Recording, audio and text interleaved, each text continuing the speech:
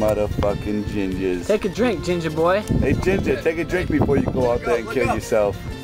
I'm waiting until the outside. I'm waiting I'm recording this shit, ginger, so knock the fuck in. I'm recording this.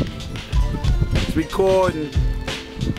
Get that. Ginger, get that beer shot. You're gonna be YouTube famous. Dude, I want to pour it in his mouth on his way down. Yeah, dude, Yeah. Like I was trying to do to you. Do it, Biker Connie. Biker Connie's going for it. Are you recording yet?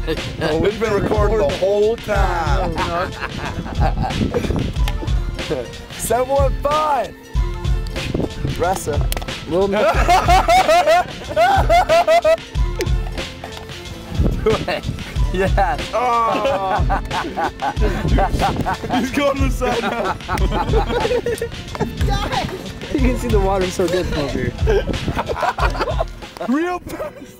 I guess to me, I mean, he was a brother, you know, a best friend. I mean, when I first met him, I mean, we instantly clicked, as he did with a lot of people. You know, he had that gift. You could just meet anyone and you'd instantly feel comfortable with him. I like the Cheerios. A Cheerios out of a cup. That's awesome.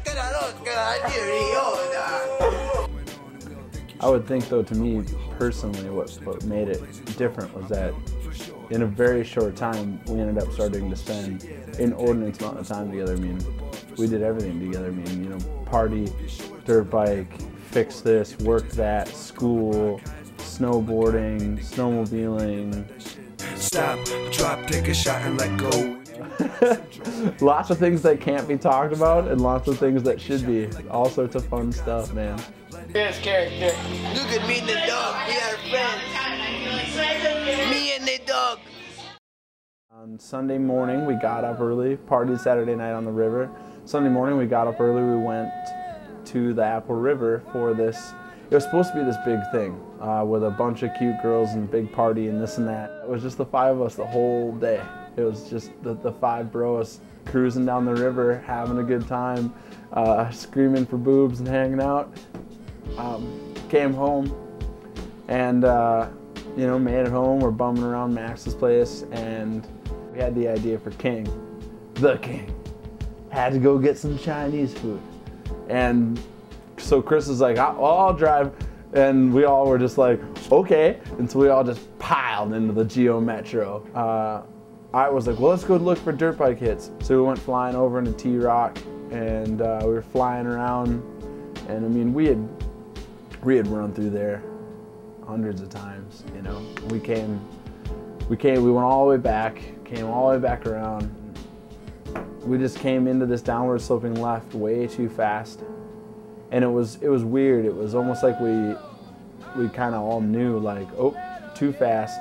And when we seen him lift that e-brake, and instead of going into a nice smooth slide like we should have, the wheel on the outer right-hand side of the car just planted. Just something broke and gave. And I mean, if you look at it, the whole rim is bent crooked. You know, I mean, it just planted and it sent the car into ended up 4 rolls. Chris's window was down, and then when the car initially went into the roll, it went all the way around before it hit the ground. And then the first time it hit, it actually struck the upper cross member of the vehicle. Well, the problem is none of us had seatbelts on, and so during that midair, the G-forces actually pulled Chris out, and it actually pulled me out partially. I mean, even through the glass.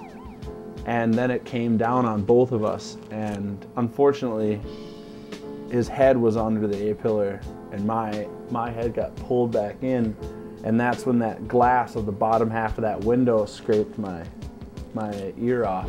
When we landed or whatever, you know, threw the cooler in the back, and I went out. We all went out of the car at this point. We all kind of came out, and it was just nothing to be done, really. Took us from there. I was airlifted out.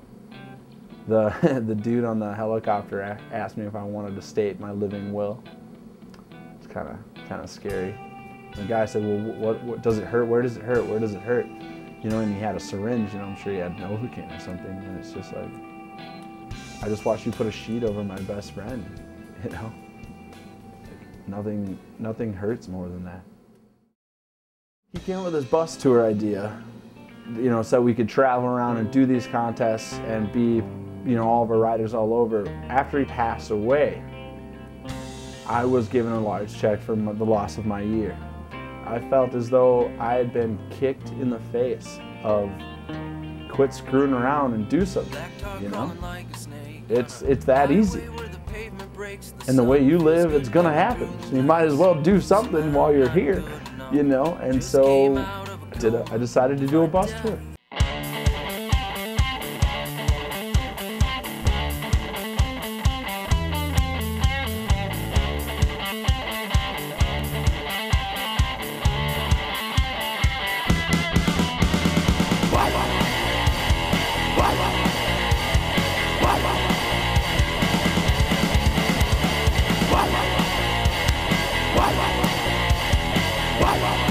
I mean, basically I blew it on this bus tour idea, which was Cotteleer's to begin with, you know? And so what has it done in my life is really changed the way I looked at it and what I was doing. Did you not hear we're doing interviews? Sorry. Well, what the hell, man? Fuck you. And the reality of it is I decided after the accident was, I don't know, I want to do a bus tour. I want all my friends there. I want to make a snowboarding video. And I want it, you know, in celebration of my best friend who absolutely loves snowboarding to death. And that was why we created OLS, Our Love Scent. The biggest things we've done, I would say, are probably Cotteleer Days, which is turned into an annual event. Chris Cotteleer, this is Cotteleer Days. Chris Cotteleer, this is Cotteleer Days. I'm here to get Chris Cotteleer, drink beer, get fucked up, have a good old time, and carry it cooler. Our first year we had about 350 people. Our second year we had a little over 400.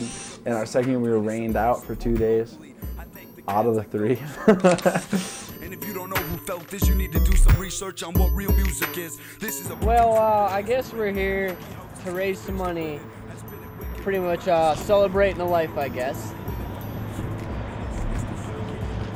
Nintendo or hot limos in a rental. I'm sentimental, temperamental, acapella and instrumental, but keep it confidential, cause nothing's forever. Stupid, you're not on my level. I don't need no intro to drum roll. Solo heavy metal, acapella, rock and roll. I see in lyrical form, glowing musical numbers off music barcodes. I was seriously What you doing For Chris Cotteleer, baby. Fuck yeah. Every day we spent with Chris was about trying to have as much fun as possible today.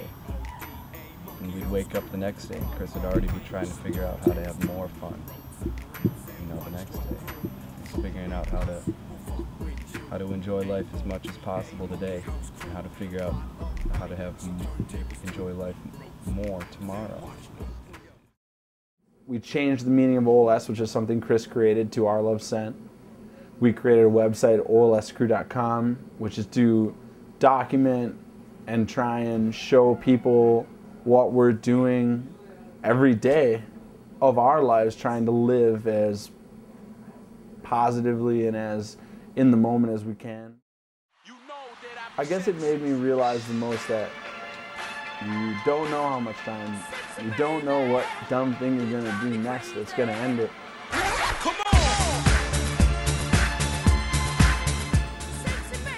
I would say any documentary about Cotteleer